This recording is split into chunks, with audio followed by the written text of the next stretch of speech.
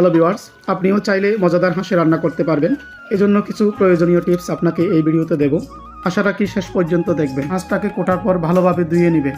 এরপর প্রয়োজন মতো সরিষার তেলকে কড়াইতে তুলে দিবেন। প্রথমে রসুনটাকে একটু আঁচ লাগার মতো করে ভেজে নেবেন। তারপর পেঁয়াজ মরিচকে হালকা করে আরেকটু ভাজে নেবেন।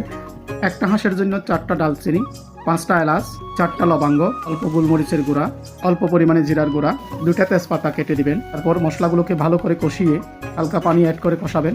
এরপর হাঁসের মাংসটাকে দিয়ে দিবেন। সবাই বলবে আপনাকে বাটা মশলাই সবচেয়ে বেশি মজা হয়। আমি বলবো না, আপনার কাছে যেভাবে আছে আপনি সেভাবেই মজা করে রান্না করতে পারবেন। শুধুমাত্র অল্প আঁচে রান্না করবেন।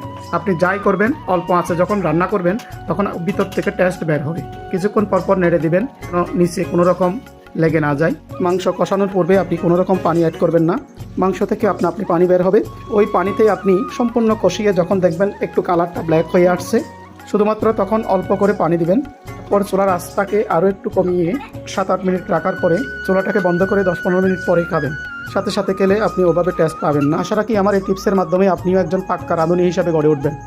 ভালো লাগলে লাইক শেয়ার করতে বলবেন না। দেখতে থাকুন, দেখতে দেখতে ভালো লেগে যাবে।